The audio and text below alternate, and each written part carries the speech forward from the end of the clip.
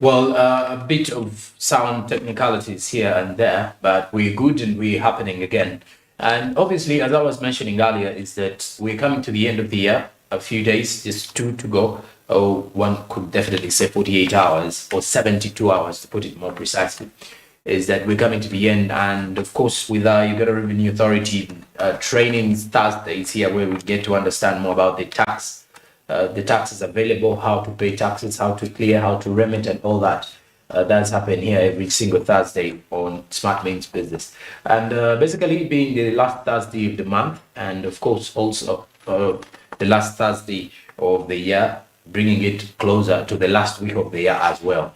So, we are here to discuss more about return filing for the tax obligations in the month of December, and a topic that you should as well know as a business person as we're heading into a new year. And of course, we are still joined by Mr. Twaha Kayondo Mulangira from the Uganda Revenue Authority Domestic Taxes Department to take us through return filing and for the tax obligations in December. Good morning, sir, and good to have you again. Good morning, Joram, and the viewers out there at Smart 24 TV. Once again, a very good morning. Okay. Greetings at URA or from URA. We come this morning to sum up there. Yeah, very true. Yeah, to sum up there, because I think this will be our very last presentation. Yeah, in this 2022. And definitely it is a special month. It's December, like Joram has hinted about, where we have special obligations. You realize that when we talk about return filing in December, first of all taxpayers are required to file tax returns as long as they are registered for income tax. Okay. And this is provided for in the legal framework that governs tax administration. When you look at the Income Tax Act, which is Cap 340. Okay. Of the laws of Uganda. Okay. Whereby if you earn income and this income is not exempt, you are required to be filing periodically. And this point in time, I can echo it out loud that there's two different returns that are going to be due by the 31st of December. Okay? And viewers out there should know that if they are registered for income tax and they are running a normal year of income, when I talk about a normal year of income, I'm talking about the normal fiscal year, which runs 1st July to 30th June. Okay. Two returns are due. One, the final return for the fiscal year ended 2022, 30th June. That was 2021, 2022. You realize that the final return will be due by the 31st of December, Saturday, definitely. Mm-hmm. And then, as we navigate the new year, the new fiscal year that commenced 1st July, taxpayers who are, say, non-individuals are required to file a provision to paint a picture to the tax body that, yes, I expect to earn so much, and I think this will be my tax obligation. And so we expect a provisional return from our dear clients for income tax. Also, by the 31st is the due date. When I talk about 31st, I'm not saying that they should wait up to that date. Okay. Definitely not. Mm-hmm. But even now, someone out there should be reminded. Log into their computers and file their returns, not to wait for the 11th hour. And like you said, at URA we have labored to simplify these processes. And URA introduced electronic filing. By now, perhaps you would be overwhelmed by the files that would be loaded on pickups and borders being delivered at URA.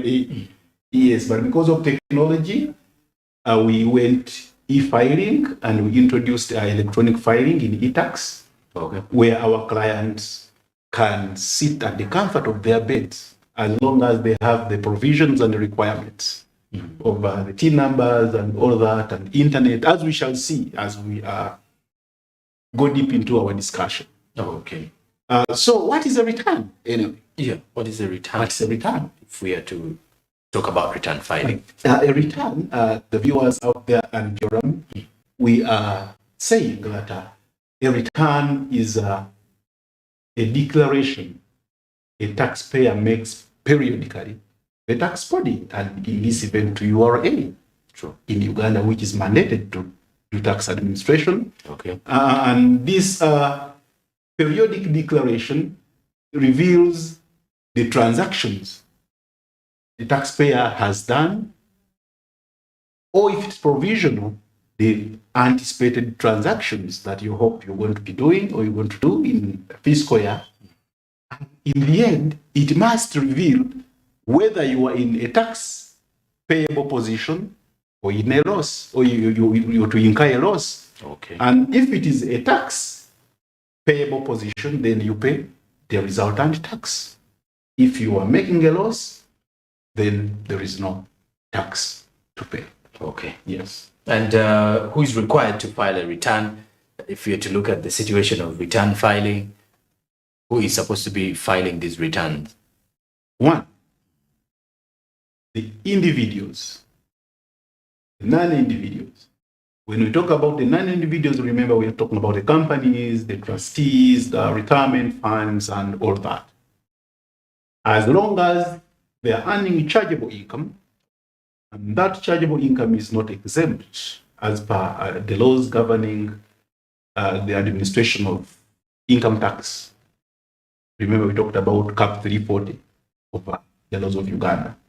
As long as that income is not exempt and is being earned by the above mentioned categories, then they are required to file a return. And then persons who are required to withhold on payments of supplies, that is WHT in short, which is withholding tax. Okay. As long as you are a designated withholding tax agent, you are required to file a monthly return. Okay, this one is slightly different from income tax because income tax is annual and 6 months. But then WHT, which is withholding tax, as long as you're withholding tax agent gazetted by the minister, okay, you're required to file a monthly return by the 15th of the month, following the month within which you have withheld upon payment of the suppliers. Okay. And then definitely our employers, because they are designated to withhold pay as you earn, they are supposed to file a return, or they are required to file a return. Then the betting houses. And for the betting houses, there is a little unique because they don't have the ownership to file. They are required to file every week or weekly, by every Wednesday, okay, of the week following the week in which the transactions have been have been done.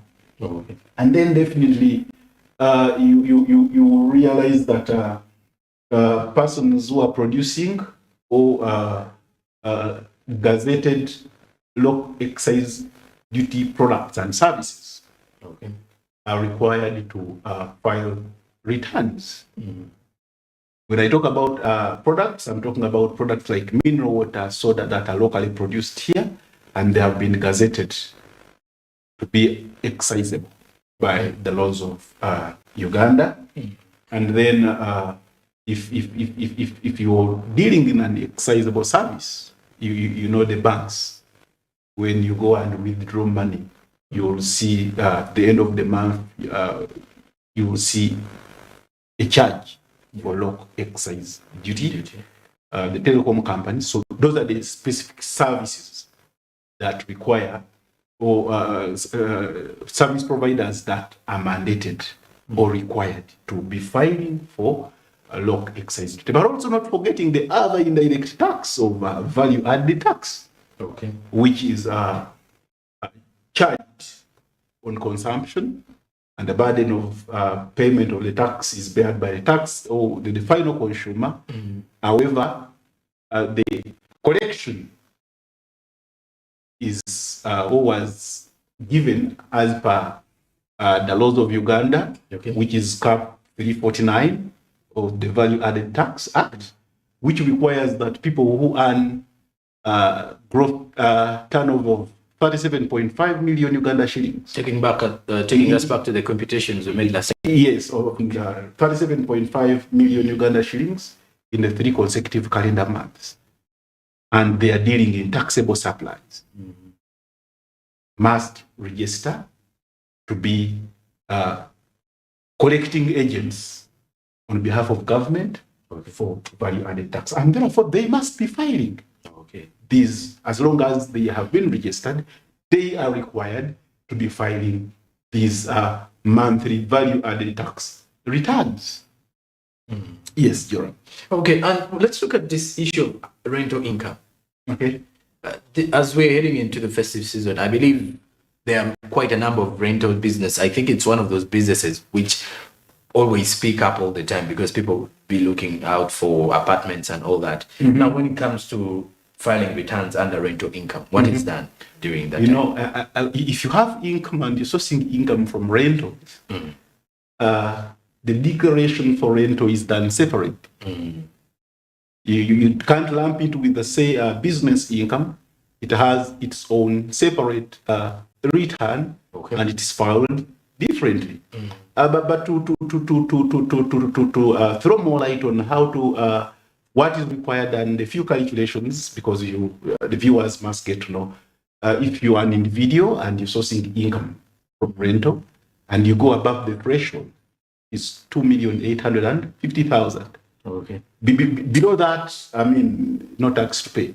But the moment you get out of that and you're an individual in the current tax regime for the current year running, you realize that you are required to file all the incomes less the threshold, and then the remaining will be taxed at the rate of 12%. And for individuals, they don't have any allowable deduction. But Joram, what I can emphasize, because you brought it out, in this particular time, if someone is to file for rental, for say final return for rental, okay, you will realize that there are two different things, because we are running two different rental tax regimes. Okay. Because there was a policy change at the commencement of this financial year, which waived off allowance for allowable deductions for the individuals. Because initially, they would be allowed to expense up to 50%. But apparently, they are not allowed to expense. But what changed also is that they would be taxed at 30%, and now we are taxing them at 12%. So meaning that if someone is going to file for the year 2021, 2022, the calculations differ because there was a paradigm change in the policy that governed the administration of rental income. Okay. And so it gets to the non-individuals. They were allowed to expense, and then they would be charged at cent.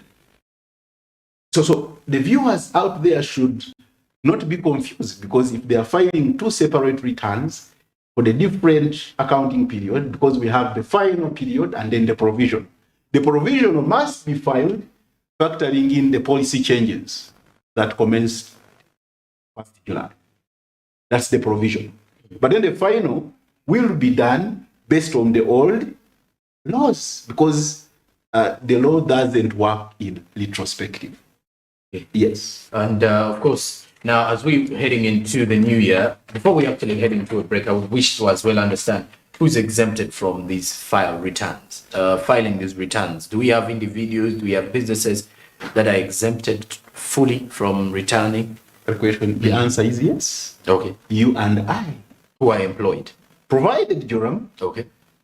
you are sourcing income from Smart alone. Okay. Okay. You're employed and you don't earn any other income source, business whatsoever. Besides what I. And you are solely employed by Smart TV, the way I am.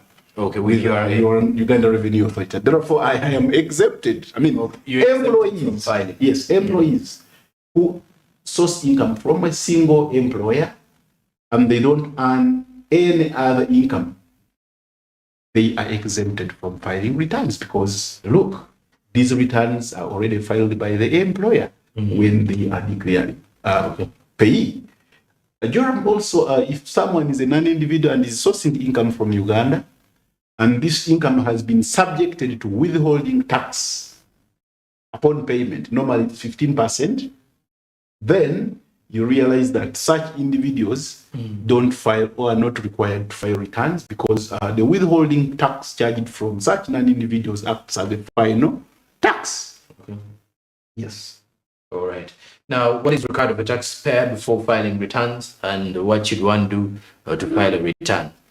These are some of the things we should as well know. A few things should be at the client's fingertips. Okay. One, the gateway to all URA processes 18. And how do we get it? We register for taxes. Okay. Acquire a tax identification number. Moment you acquire a tax identification number and you've declared all the income sources, that will form part of the tax heads that will be declared on your tax identification team certificate.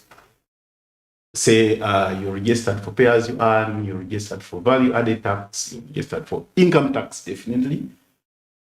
Then you must have internet. Okay. Remember, we are remotely filing. We don't entertain, we no longer have the onus for us to drive and drop files, physical files. No. We are saying no. Be at the comfort of your home, have a computer, access internet, be with your passwords.